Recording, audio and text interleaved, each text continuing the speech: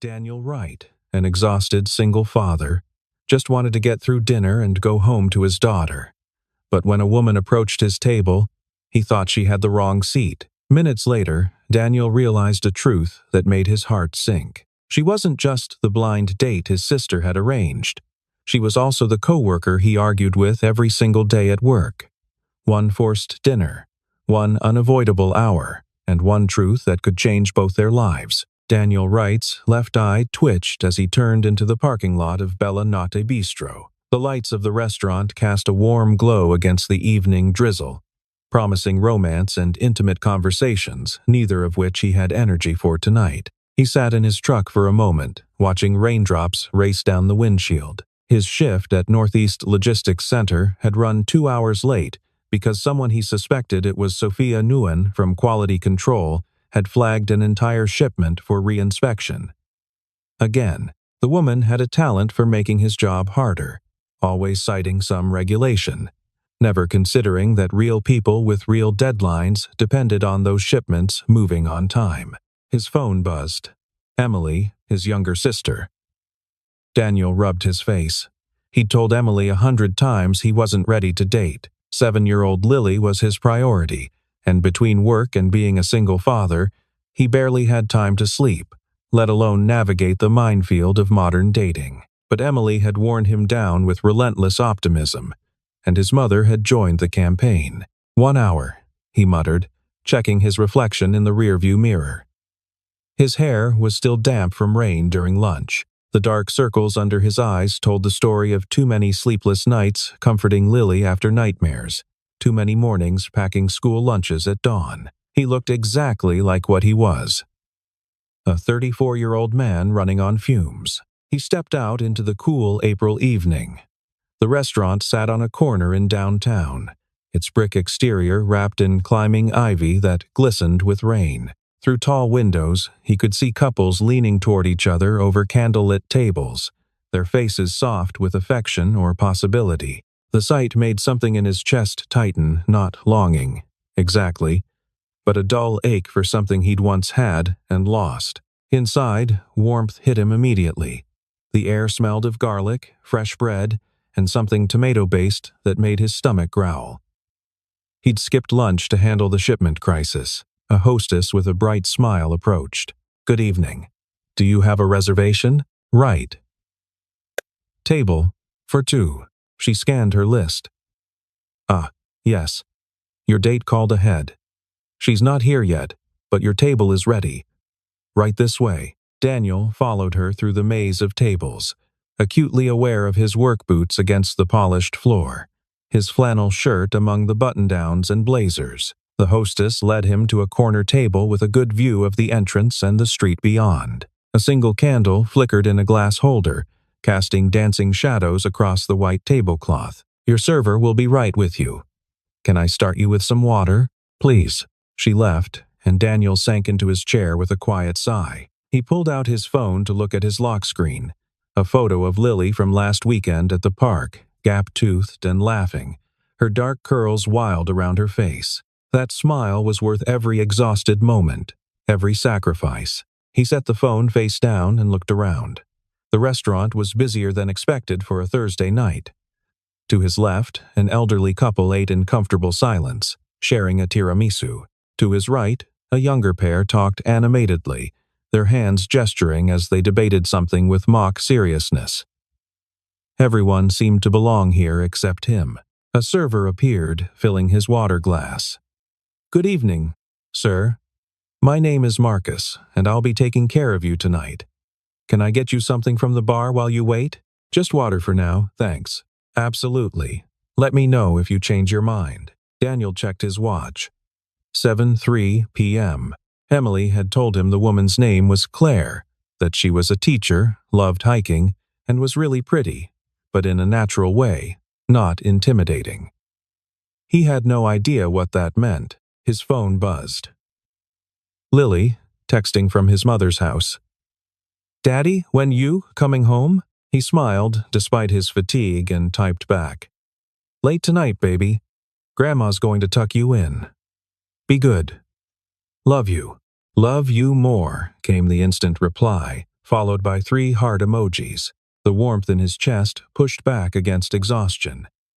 This was why he did it all: the overtime, the arguments with quality control, the nights falling asleep on the couch in his work clothes. For her, he looked up to scan the entrance again and froze. A woman had just walked through the door, shaking rain from a navy blue coat. Even from across the room, even with her back partially turned as she spoke to the hostess. Something about her posture, shoulders back, chin slightly raised, sparked recognition. No, it couldn't be. But as the hostess gestured toward the dining room and the woman turned, Daniel's stomach dropped. Sophia Nguyen stood in the entrance, her dark hair pulled back in a sleek ponytail, her eyes scanning the tables. She wore a fitted emerald sweater that was decidedly not her usual professional blazer, and there was something different about her face, softer somehow, though her expression remained serious as she searched the room. Daniel gripped the edge of the table. This couldn't be happening. Of all the restaurants in the city, of all the nights, of all the cosmic jokes the universe could play, their eyes met. He watched the recognition hit her like a physical force. Her eyes widened, her lips parted in surprise, and for a moment, she looked like she might turn and walk straight back out into the rain. The hostess said something to her, gesturing toward Daniel's table. Sophia shook her head once, sharply, but the hostess, clearly confused, checked her list and gestured again, more insistently. Daniel couldn't move. Couldn't think. His mind raced through the past few months of interactions with Sophia. Every terse email about protocol violations.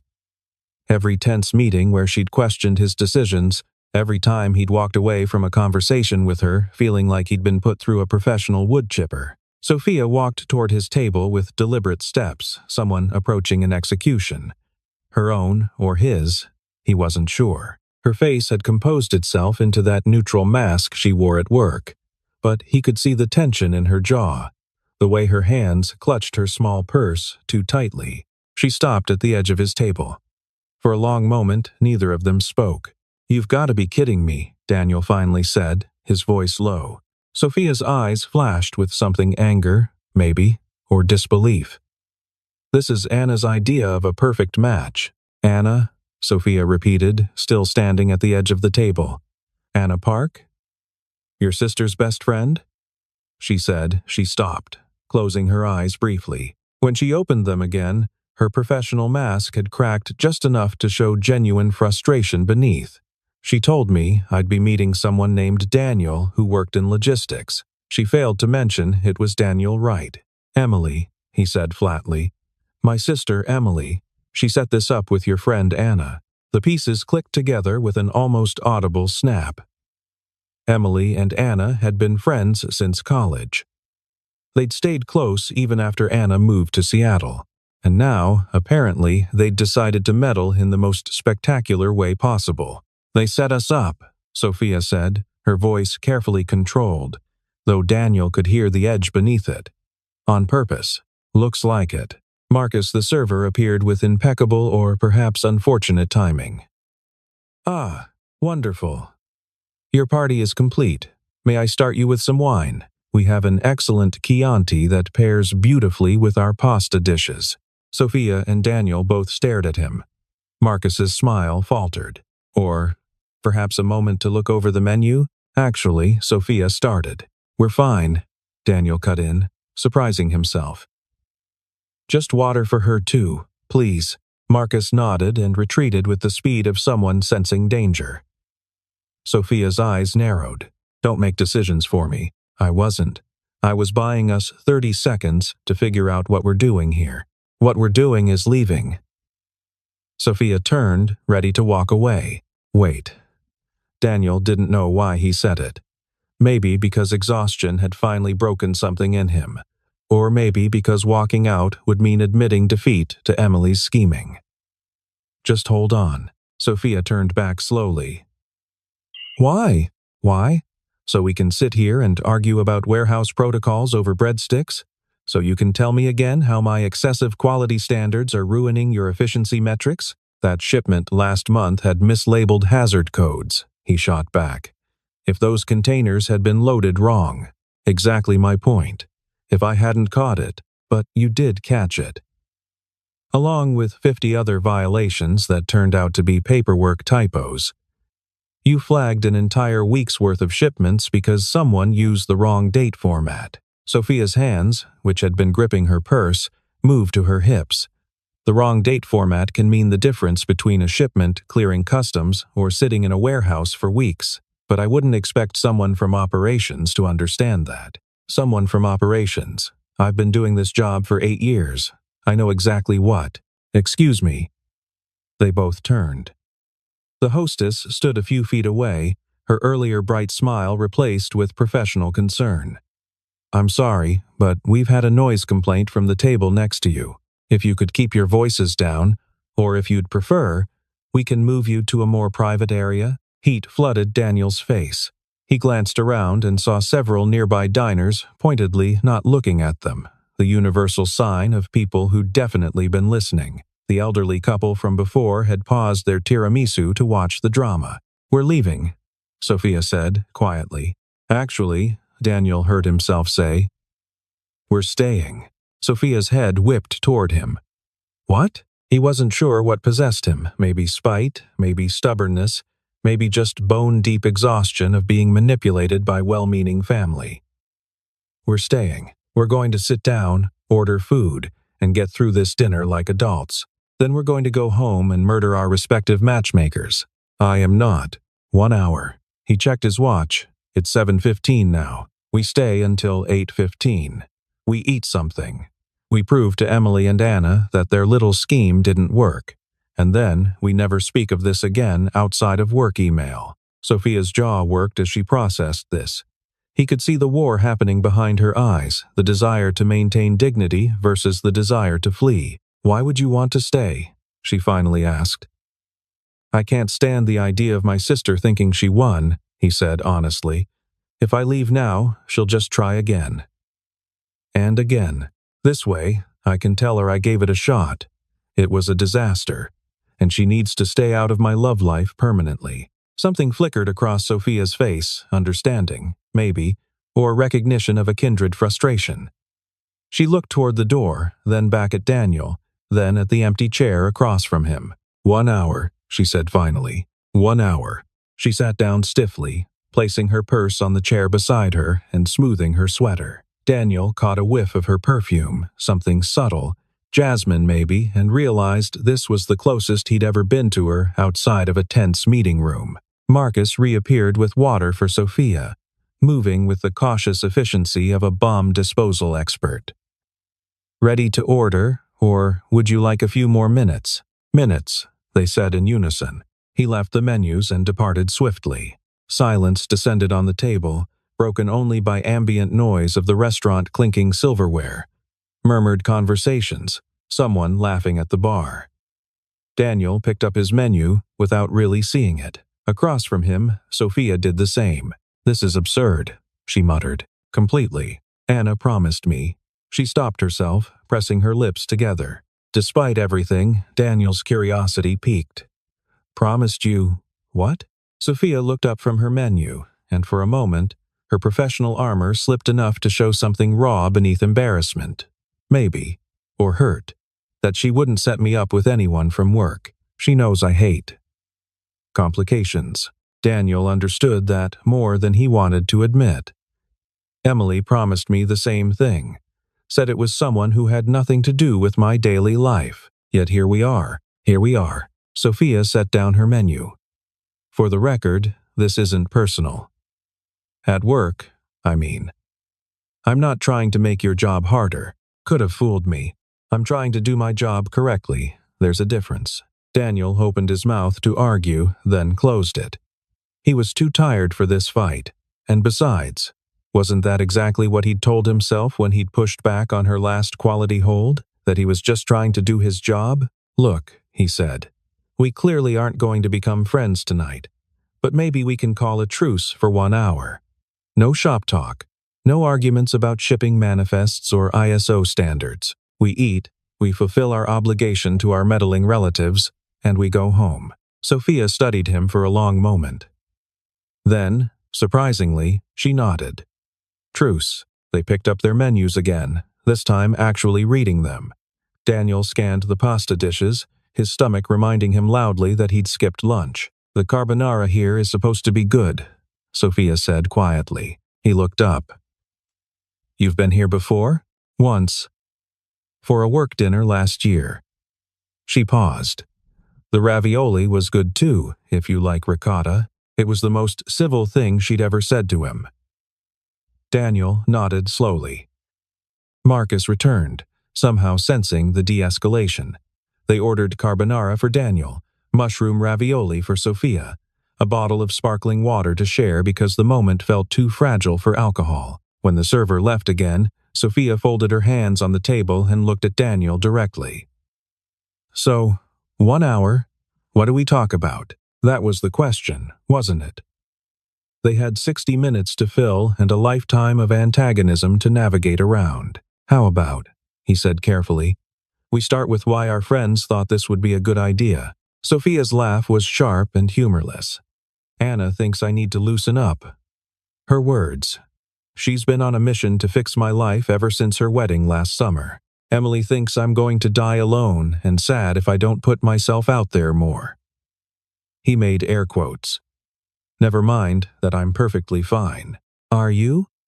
The question came out before Sophia seemed to mean it to. She blinked, surprised at herself. "Sorry. That wasn't." "No, it's fair." Daniel leaned back in his chair. "Am I perfectly fine?" "Probably not. But I'm functional. I'm managing. That counts for something." Sophia was quiet for a moment. Then, "Anna doesn't understand that functional is sometimes the best we can do." There was something in her voice, a weariness that matched his own. Daniel looked at her, really looked at her, and saw for the first time that the woman who'd made his professional life difficult for months had the same shadows under her eyes that he did. "So we're both here under duress," he said. "Both determined to prove our matchmakers wrong." "Apparently. Well then." Daniel raised his water glass. "To 1 hour of mutually assured survival." Sophia hesitated, then picked up her own glass. The corner of her mouth twitched, not quite a smile, but close. "To survival." Their glasses clinked softly, and for the first time since she'd walked through the door, Daniel thought maybe they'd both make it through this dinner alive. The bread arrived, a basket of warm focaccia with olive oil and balsamic vinegar. Daniel reached for a piece at the same moment Sophia did, and their hands nearly collided over the basket. They both pulled back. "Go ahead," he said. "No, you. I insist." Sophia took a piece with efficiency. She tore it in half and dipped one piece in the oil. Daniel followed suit, and for a moment, they ate in silence. "I can't believe they did this," Sophia said suddenly. She'd set down her bread and was staring at the candle flame. "Anna knew, she knew I didn't want to be set up with anyone from work. We had an entire conversation about it." "When did she ask you?" 3 weeks ago.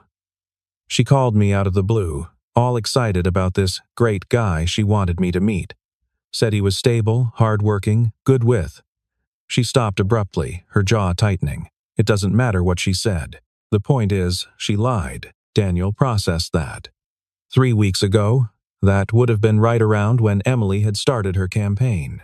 "Emily started working on me about a month ago," he said. Subtle at first, asking if I'd thought about dating again, if I was lonely. Then she got more direct. He pulled out his phone and scrolled to Emily's messages. "Look at this." Sophia leaned forward, reading. Her eyebrows rose. "Daniel, you're going to die surrounded by shipping containers if you don't let people in." She has a flair for the dramatic. "Anna's friend is exactly your type. She's organized, responsible, and actually owns real furniture, unlike your sad bachelor apartment." Sophia looked up. "Your sister called your apartment sad." "My sister has opinions about everything." He pocketed the phone.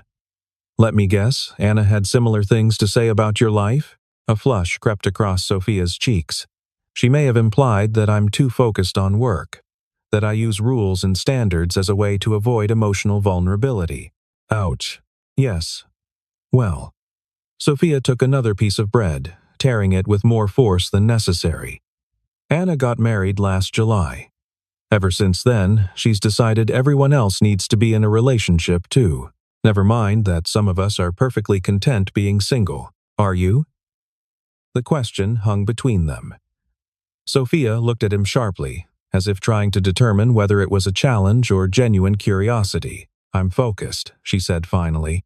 There's a difference. I have goals, career progression. I'm working toward my certification as a lead auditor, which requires specific experience and documentation. I don't have time for distractions, and relationships are distractions. In my experience, yes. Their entrees arrived. Marcus set down the plates with a flourish. Daniel's carbonara steaming with ribbons of pasta coated in creamy sauce. Sophia's ravioli arranged artfully in brown butter with sage and pine nuts. Anything else I can get for you? Marcus asked. We're good, Daniel said. When the server left, they both picked up their forks. Daniel twirled pasta onto his and took a bite. The carbonara was rich and perfectly seasoned. Across from him, Sophia cut into a ravioli, and he caught the briefest flash of pleasure on her face as she tasted it. Good? He asked. Very. They ate for a few minutes in silence, but it was different from the tense quiet of before. This felt more like mutual agreement than standoff. Can I ask you something? Sophia said eventually. Sure. That shipment last month, the one with the hazard codes. Were you actually angry about the delay, or were you angry that I was right? Daniel set down his fork. The honest answer required more vulnerability than he'd planned to offer tonight. But something about the way she'd asked direct but not accusatory made him consider it. Both, he admitted. The delay cost us a client deadline. My manager was furious. But yeah, part of it was pride. I'd signed off on those manifests. I should have caught the error. Sophia nodded slowly. I wasn't trying to make you look bad. I know that now. But in the moment? It never is. Personal, I mean. She pushed a ravioli around her plate. I learned early in my career that cutting corners, even small ones, leads to bigger problems down the line. My first job out of college, Sophia continued, I worked for a small freight company. We had a manager who always pushed to move shipments faster, skip steps, fudge documentation. I was young and wanted to be a team player, so I went along with it. Daniel waited. Sophia's expression had gone distant, her eyes fixed on something beyond the restaurant. One of those shipments caught fire in transit, she said quietly. Improperly labeled lithium batteries. The driver was injured, second-degree burns on his hands and arms. The company got sued, lost their certification, went under within a year, and all of it could have been prevented if someone had followed protocol. Jesus. So when I flag something that seems minor, like a date format or a mismatched code, I'm not trying to be difficult. I'm trying to prevent the next fire. She looked at him directly. I'm trying to make sure no one else gets hurt because someone decided efficiency was more important than accuracy. Daniel absorbed that. It reframed every frustrating email, every delayed shipment, every argument they'd had over the past 6 months. She wasn't the enemy, she was someone who'd learned the cost of mistakes in the harshest way possible. I'm sorry, he said, for assuming you were just being difficult for the sake of it. Sophia's eyebrows rose. Did you just apologize to me? Don't get used to it. The corner of her mouth twitched again, that almost smile. Noted, Daniel took another bite of carbonara. For what it's worth, I'm not actually opposed to following procedure. I know the rules exist for good reasons. It's just my job is about keeping things moving. When operations gets behind, everything backs up. Drivers wait. Clients complain. My manager starts asking why I can't solve problems faster. So you cut corners. So I try to find the fastest path that's still compliant. And sometimes I get it wrong. Sophia studied him. You know what Anna told me about you?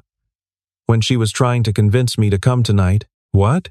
She said you were one of the good ones. Hard-working, responsible, dedicated.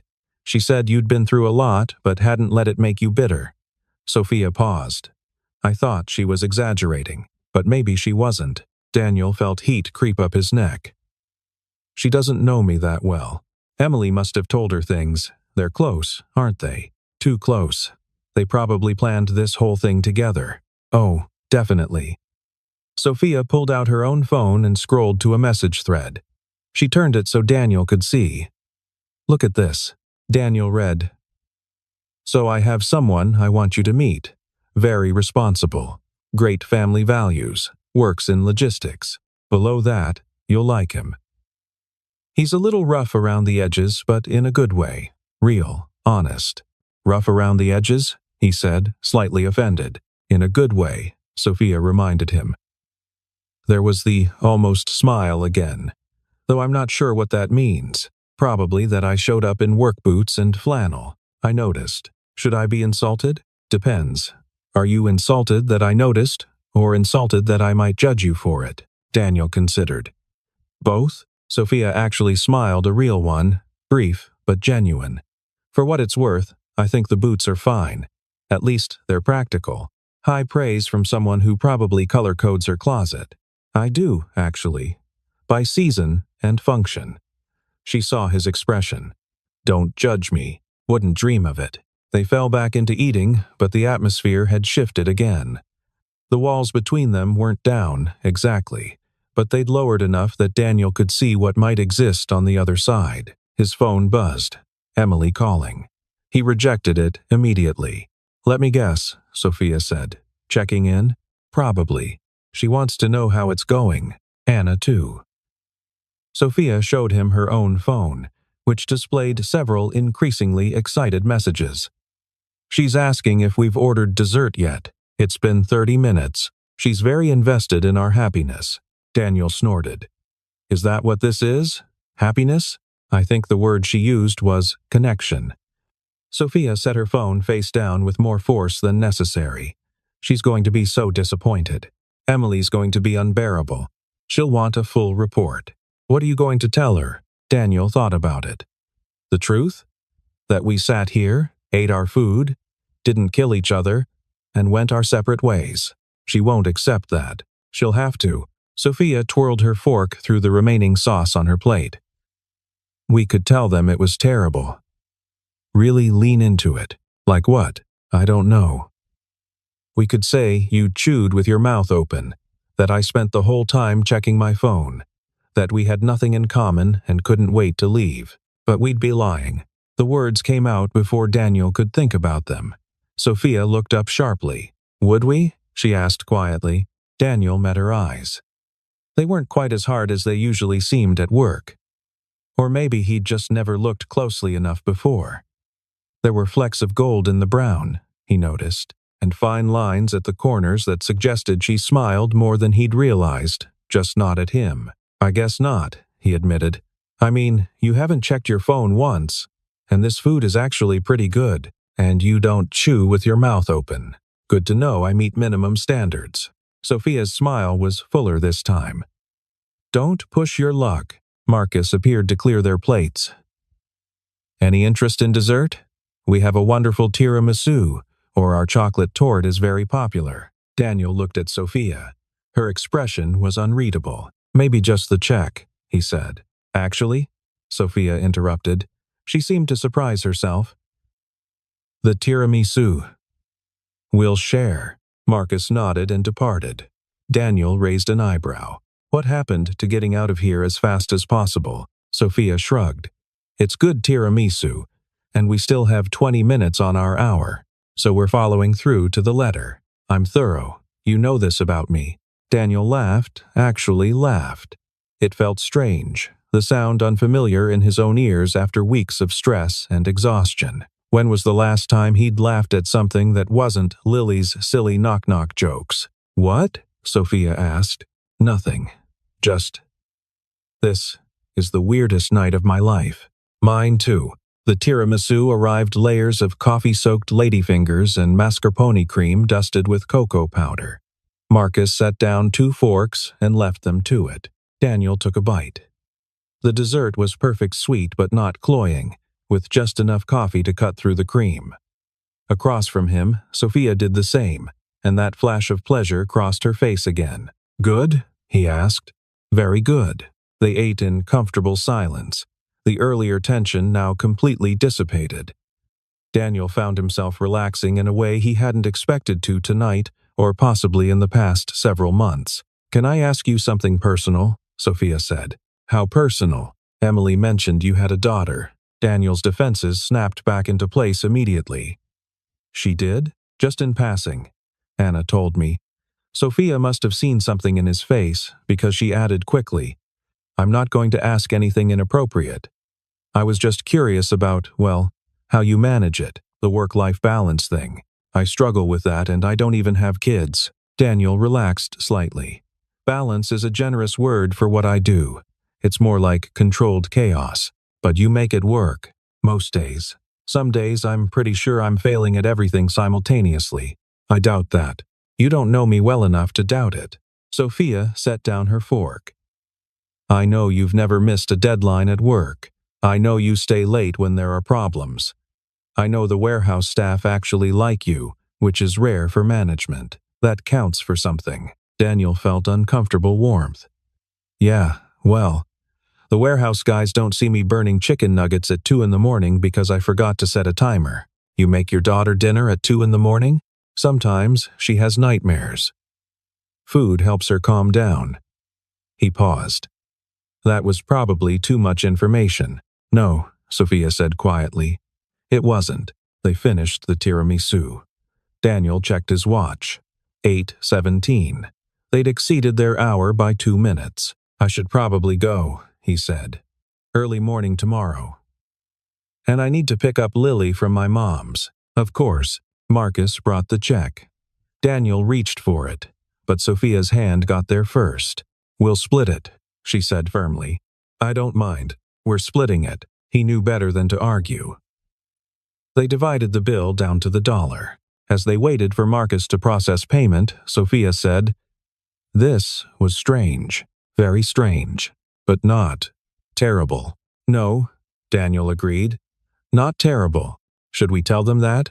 "Absolutely not. They'd take it as encouragement." Sophia smiled. "Fair point." They signed their receipts and stood.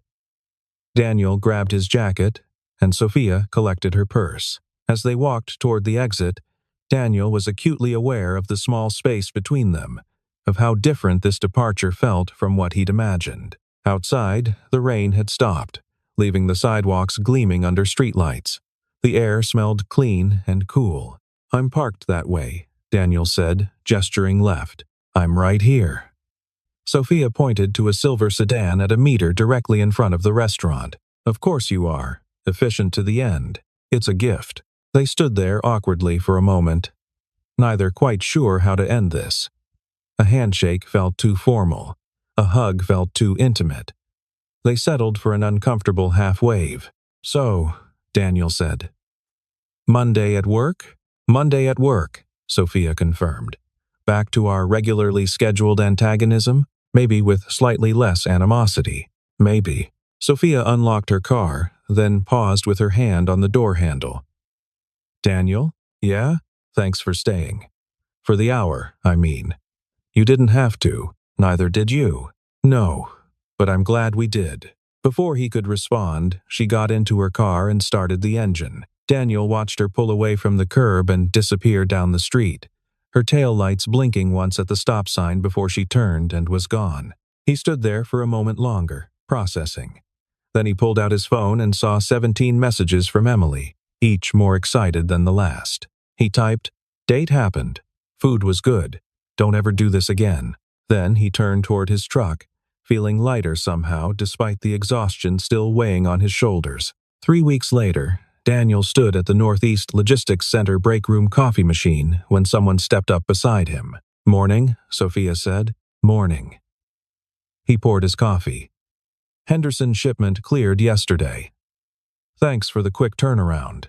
Just doing my job." She paused. "There's a new place that opened on 4th Street. Good coffee, apparently." Daniel looked at her. She was looking straight ahead, her professional mask in place, but he could see the hint of a question in her eyes. "Tomorrow morning?" he heard himself say. "Before work? 7? 7 works." Saturday morning arrived with the chaos Daniel had forgotten. Lily appeared in his bedroom doorway at 8:47 a.m., already dressed in her soccer uniform. "Daddy, we have to leave in 13 minutes or we'll be late." Daniel shot upright. "What?" "Soccer." "Right. Yes, you forgot." "I didn't forget. I just temporarily didn't remember. That's what forgetting is." The drive to Riverside Community Fields took 12 minutes, 4 minutes late for warm-ups. Lily bolted from the truck, running toward her team. Daniel followed with Lily's water bottle and a folding chair. The morning was cool but promised warmth later. Other parents had already claimed spots along the sideline. He found an empty spot near midfield and set up his chair. Around him, parents chatted. Daniel nodded politely while scanning the field for Lily. She'd joined her team near the far goal, where they were doing stretches led by No. Daniel's brain short-circuited. Sophia stood in front of the girls, demonstrating a quad stretch, her dark hair pulled back in a high ponytail. She wore black athletic pants and a blue coaching shirt that matched the team colors. This couldn't be happening. Sophia was Lily's soccer coach. How had he not known this? How had Lily never mentioned her coach's name? "Daniel?" He turned. Sophia stood 5 feet away, having crossed the field. She looked equally shocked. She started. "Lily's dad." He finished. "Yes, Lily." Sophia's eyes went wide. "Lily, right. I never made the connection. She's talked about you. About her coach. She loves soccer. She just never mentioned." He gestured helplessly. "I don't use my last name with the kids. Too formal. I'm just Coach Sophie." Sophia glanced back at the team. "This is complicated?" That's one word for it. A whistle blew. The referee was calling the teams together. Sophia looked torn. "I have to. Go, coach." "We'll talk after?" She nodded and jogged back to the team. Daniel sank into his chair, mind reeling. The game started. Daniel tried to focus on Lily, but his eyes kept drifting to Sophia on the sideline. She was good with the kids, patient but firm, encouraging without coddling. When one girl fell crying, Sophia knelt beside her, speaking in calm tones until the tears stopped. When another scored a goal, Sophia's celebration was genuine and enthusiastic. This was a side of her he'd never seen. At work, she was all professional precision. Here, with the kids, she was fully present and surprisingly warm. Lily played defense, her face scrunched in concentration. At halftime, when the girls crowded around Sophia, Lily was right in front, asking questions and nodding seriously. Daniel's chest tightened. Lily loved her coach. If things between Daniel and Sophia didn't work out, would it affect Lily's team? The second half was intense. With 10 minutes left, the ball came to Lily. She trapped it the way Sophia must have taught her, looked up, and kicked it forward to a teammate who scored the tying goal. Daniel jumped to his feet, cheering. On the sideline, Sophia was celebrating, clapping and shouting. When she glanced toward the parent section, her eyes met Daniel's. Then she smiled a full, genuine smile that transformed her face. Daniel smiled back. The game ended in a tie. The girls lined up to high-five each other, then clustered around their coaches. Daniel waited near his truck, watching as Sophia addressed the team. Finally, the girls dispersed. Lily bounded over, sweaty and grass-stained and beaming. "Did you see my assist, Daddy?" "Coach, Sophie said I played excellent defense. I saw." "You were great, baby. Can we get pizza? All the other kids are getting pizza." "Sure. Let me just..." He looked toward the field. Sophia was gathering equipment. Daniel walked across the field. Sophia looked up as he approached, the equipment bag slung over her shoulder. "Great game," Daniel said. "Thanks." The girls played well. Sophia's eyes dropped to Lily, who had followed. "Especially you, Lily. That assist was perfectly timed. Thanks, Coach Sophie. Did you know you work with my dad? That's so awesome. Can you come to pizza with us?" Daniel and Sophia both froze. "Oh, I don't want to intrude," Sophia started. "The team always gets pizza after games. Lily interrupted. At Marco's. Everyone goes. You have to come. Lily, Daniel said carefully. Coach Sophie might have other plans. Do you? Lily looked at Sophia with the kind of hopeful expression that could break hearts. I. Sophia looked at Daniel, a question in her eyes. He could give her an out. Could suggest they talk later. Keep this boundary clear. But standing there in the bright morning sun, watching his daughter beam up at the woman who'd somehow become important to him, he found he didn't want to. You should come, he said quietly. If you want to. Sophia studied his face for a long moment. Then she smiled that full, genuine smile again. Pizza sounds good. Marco's Pizzeria was chaos kids, running between tables, parents trying to maintain order. Constant din of conversation and laughter. Daniel found himself in a booth near the back, squeezed between Lily and the wall, watching as Sophia navigated the crowd of 7-year-olds vying for her attention. Coach Sophie, sit with us, Lily had demanded. Before Daniel could intervene, Lily had dragged Sophia to their booth and shoved her into the seat across from them. Now they sat with 3 large pizzas spread across 2 tables the girls had pushed together. Lily and 3 teammates had claimed the adjacent table, which meant Daniel and Sophia ended up sitting across from each other with unexpected semi-privacy. This is not what I expected when I woke up this morning, Sophia said. Welcome to my life, Daniel replied. Zero predictability, constant noise. Sounds familiar. I manage that at work. Except here the chaos comes with more sticky fingers. As if on cue, Lily appeared, her hands covered in pizza sauce. Daddy, can I have money for the game machine? You haven't finished your lunch. I had 2 pieces. Eat 1 more, then you can play. Lily sighed but returned to the adjacent table. Sophia smiled. You're good at that. At what? The dad thing. Setting boundaries but not being harsh. Daniel shrugged. I'm making it up as I go. Some days it works. She's a great kid. She is, isn't she? The pride in his voice was undisguised. They fell into comfortable conversation. Sophia told him about starting coaching 2 years ago. Daniel told her about Lily's soccer obsession. The afternoon stretched on more pizza, more games, more laughter. As families started to leave, Daniel realized he didn't want it to end. This moment, this afternoon where his 2 worlds had merged without disaster, felt important. Outside in the parking lot, as parents loaded exhausted kids into cars, Sophia walked with Daniel and Lily to his truck. Thank you for inviting me, she said.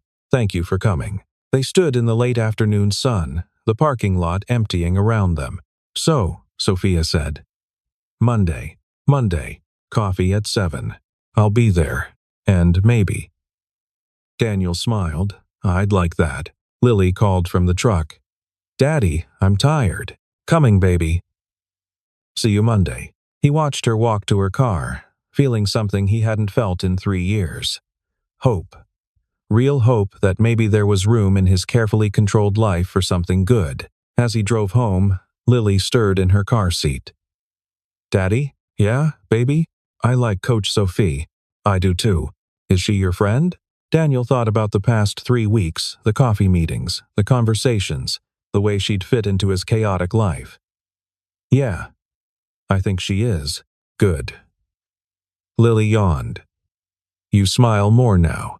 And maybe, Daniel thought, that was the whole point.